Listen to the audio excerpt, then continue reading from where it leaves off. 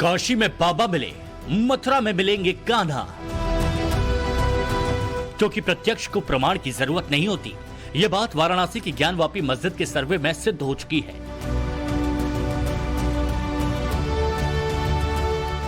सवाल यही है कि ज्ञानवापी की तरह ही मथुरा की शाही ईदगाह मस्जिद का वो सच भी सामने आने वाला है जिसे 350 सालों से जानबूझकर दबाया गया। क्या ज्ञानवापी की दीवारों की तरह ही ईदगाह मस्जिद की दीवारों पर भी स्वास्तिक और त्रिशूल जैसे हिंदू संस्कृति के निशान मिलेंगे? क्या ज्ञानवापी के तहखाने से मिले मगरमच्छ के शिल्प जैसा हैरान करने वाला कोई सबूत ईदगाह मस्जिद में भी मिलेगा? ये काफी पुराना इतिहास है, मंदिर है, क्योंकि 2 बार तोड़ा गया औरंगजेब और महमूद गजनवी द्वारा, तो मलबे के द्वारा ये चीजें बनी गई। तो अभी क्या क्या इसके नीचे निकलेगा ये तो हम नहीं कह सकते, पर वर्तमान में जो चीजें जैसी हैं, कम से कम उनकी सही स्थिति माननीय न्यायालय के समक्ष आ जाए, ये आवश्यक है। हिंदू पक्ष उत्साहित है। मन में सवाल है कि मस्जिद का सर्वे होगा तो क्या क्या मिलेगा? ज्ञानवापी जैसा फव्वारा मिलेगा या फिर तहखाना? इसे जानने के लिए टाइम्स नाउ ऑफ भारत की टीम ने मथुरा से पड़ताल की, स्थानीय लोगों से बात की। मेरे पास में नगर पालिका का भी डॉक्यूमेंट है और खेबड़ का भी डॉक्यूमेंट है। जो संस्थान के द्वारा जो कॉम्प्रोमाइज किया गया था, संस्थान ने किसी भी परमिशन को ट्रस्ट से नहीं लिया गया था। इसी प्रकार से मैं समझता हूं कि जन्म स्थान का ईदगाह के संबंध में जो भी निर्णय आएगा, सभी पक्ष शांति ढंग से उसको मानेंगे।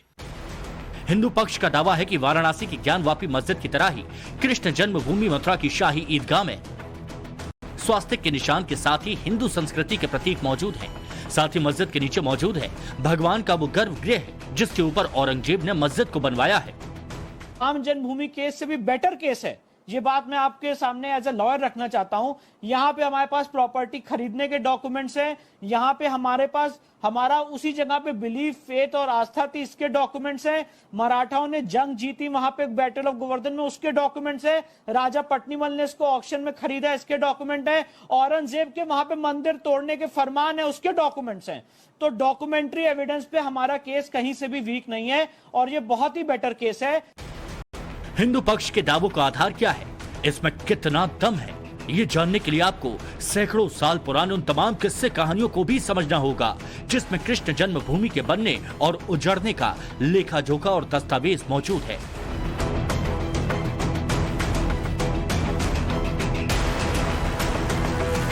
इतिहास में दर्ज इन दस्तावेजों से भी आपको रूबरू कराएंगे, लेकिन पहले सुनिए मथुरा में रहने वाले उन मुसलमानों को जो सालों से मथुरा की ईदगाह मस्जिद में नमाज पढ़ने आते हैं। क्या मस्जिद के भीतर स्वास्तिक या फूल पत्तियों जैसा हिंदू संस्कृति का कोई निशान वहां मौजूद है? इसका उत्तर उन्हीं की जुबानी सुनिए। कितने साल से आप जा रहे हैं? करीब मुझे 40 साल के आसपास हो गए और यहीं का मतलब मेरा होश संभाला है और अभी तक भी, आज तक भी ईदगाह में जाता हूँ। अभी भी जुमे के दिन तो जाते ही जाता हूँ, मैं रोजमर्रा भी रोजाना जाता हूँ। कभी ऐसी बात नहीं है, कोई दिक्कत वाली बात नहीं है। आराम से नमाज पढ़ते हैं आप अंदर? आराम से। अच्छा, ये भी कहा जा रहा है कि अंदर कोई पिक्चर्स भी हैं क्या? वो कुछ मूर्तियां, कुछ फूल है बनाए हुए? कोई नहीं, गलत बात, बिल्कुल बिल्कुल गलत, कुछ नहीं, बिल्कुल नहीं, गलत है बिल्कुल। मस्जिद बनी हुई है, मस्जिद बनी हुई है, उसके अंदर कोई चीज नहीं है सिवाय मस्जिद के, वहाँ कुछ नहीं है। काशी में देखा गया कि जो फवारा निकला गया, वो शिवलिंग बताया गया वजू खाने में, क्या यहाँ भी कुछ ऐसा है? कोई ऐसा असल में क्या है, मथुरा में तो है ही नहीं, ना ही काशी में था भाई। जब भारत जो है अखंड भारत था, अखंड भारत में ज्यादा तादाद थी, जो जनसंख्या थी वो हिंदू समाज के थे। अब जब मैं कहीं का बाहर का आदमी, जब मुगलों ने यहाँ पर राज किया तो कारीगर, जाहिर सी बात है वो हिंदू ही थे, तो यहाँ का जो है वो कारीगरी ही चलती थी। फुब्बारे की कारीगरी, फूल पत्तियां हुआ करती थी। वहाँ भी जो है फुब्बारा ही है, वहाँ कोई शिवलिंग नहीं है। ये तो अंदर भी ऐसा ही है? नहीं, आप ज्ञानवापी की बात ला रहा हूँ मैं। नहीं, यहाँ की बात। यहाँ ऐसा कुछ नहीं है। इनको को केवल 2024 की तैयारी करनी है। तो यहाँ शांति से लोग नमाज पढ़ते हैं अंदर? कुछ शांति से, कोई भी दिक्कत नहीं है किसी बात की भी। ये तो एक भ्रम फैलाना है, नफरत फैलाना है। यहाँ का हिंदू ये नहीं चाहता कि हम आपस में बहुत मेल मिला, भाईचारे के, बहुत भाईचारा। मथुरा की शाही मस्जिद में 30, 40, 50 सालों से नमाज पढ़ रहे इन मुस्लिमों से बातचीत का सिलसिला थोड़ा और आगे बढ़ा तो कुछ ने ये खुलकर मान लिया कि मस्जिद की दीवारों पर फूल पत्तियां बनी हुई हैं। सुनिए। तहखाना भी अंदर है क्या? तहखाने के बाद कोई तहखाना नहीं है अंदर, और या वहाँ पे चित्रकारी के नाम पे आप सिर्फ फूल पत्तियों की तस्वीर आप वहाँ पे देखेंगे। अगर आप वहाँ जाकर के अगर रिपोर्टिंग वगैरह करेंगे तो आपका स्वागत है, आप कीजिए खूब बेहतर तरीके से, लेकिन वहाँ सिर्फ फूल पत्तियों के निशान है। और जैसा कि लोग भ्रम फैलाने की तौर पे बोलते हैं वहाँ पे कि मगरमच्छ का निशान है या वहाँ, ऐसा कुछ भी नहीं है वहाँ पे।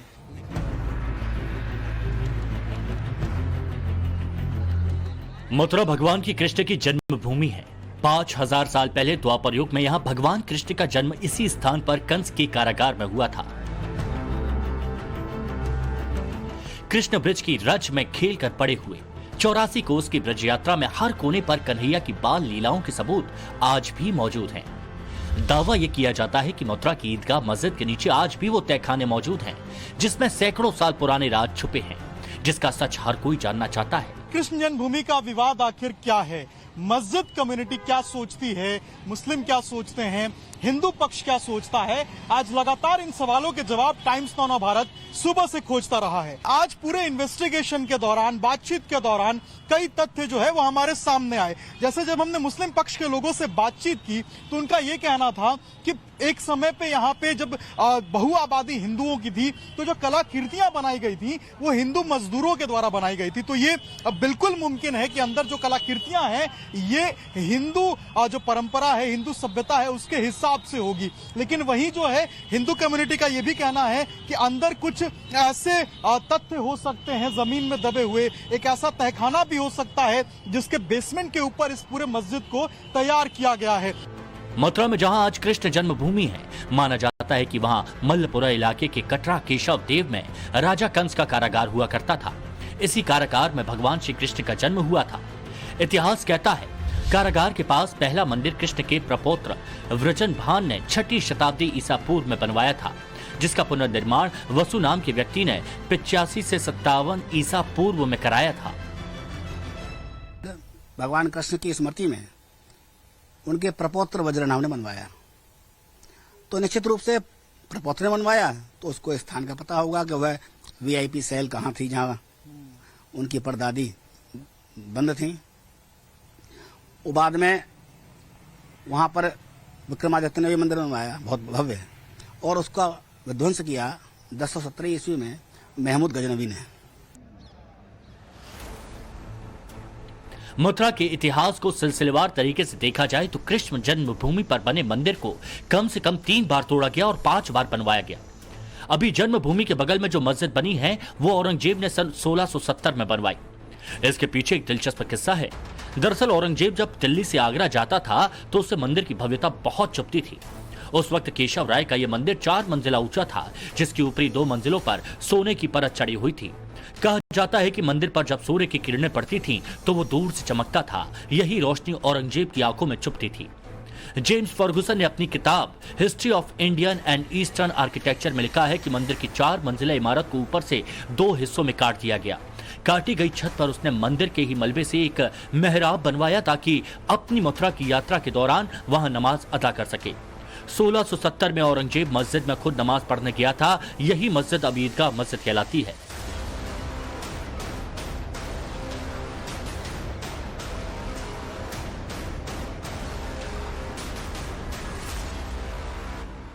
यूं तो औरंगजेब को हर हिंदू मंदिर और देवी देवताओं से चिढ़ थी, लेकिन कृष्ण मंदिर से चिढ़ का एक बहुत बड़ा कारण उसकी अपनी बेटी जुवेनिसा भी थी, जो कृष्ण की भक्ति में पागल थी और एक हिंदू शासक बुंदेला महाराजा छत्रसाल से प्यार करती थी। जेवोनिसा को कृष्ण प्रेम के कारण मुगल काल की मीरा भी कहा जाता है। औरंगजेब ने अपनी इस बेटी को दिल्ली के सलीमगढ़ के लिए 20 साल तक कैद में रखा था, जहां जेवोनिसा ने आखिरी सांसें ली। इसी से चिढ़े औरंगजेब ने 27 जनवरी 1670 को कृष्ण मंदिर को तोड़ने का फरमान जारी किया था, जिसकी पुष्टि आलमगीरी के अंग्रेजी में किए गए अनुवाद का ये दस्तावेज भी करता है। हालांकि मंदिर पर पहली बार हमला महमूद गजनवी ने 11वीं शताब्दी में किया था।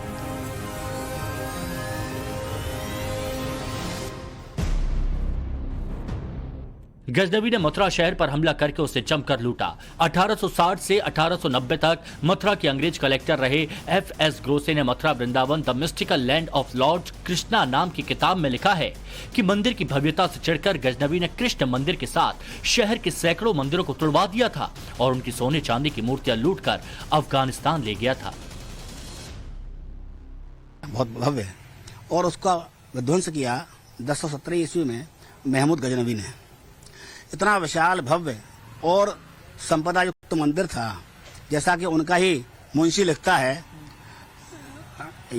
तारीख यामनी में कि जो मुख्य मूर्ति थी ठोस सोने की थी और उसके तिलक के रूप में जो लगा था नीलम, वह 1.5 सेर वजन का था। हम कल्पना कर लें कितनी विशाल भव्य मंदिर और मूर्ति होगी। और उसको उन सोने चांदी की मूर्तियों को लूट कर ले जाने के लिए ऊंट कम पड़ गए, ये उनका ही मुंशी लिखता है। उसने मंदिर को लूटा, मंदिर को तोड़ दिया और फिर इस शहर में आग लगा दी। बहुत अत्याचार किया। कृष्ण मंदिर को दूसरी बार 16वीं सदी में दिल्ली के सुल्तान सिकंदर लोदी ने बर्बाद किया था। जहांगीर के शासनकाल के इतिहासकार अब्दुल्ला ने अपनी किताब तारीख दाऊदी में इस किस्से का जिक्र किया है। ब्यूरो रिपोर्ट, टाइम्स नाउ नव भारत।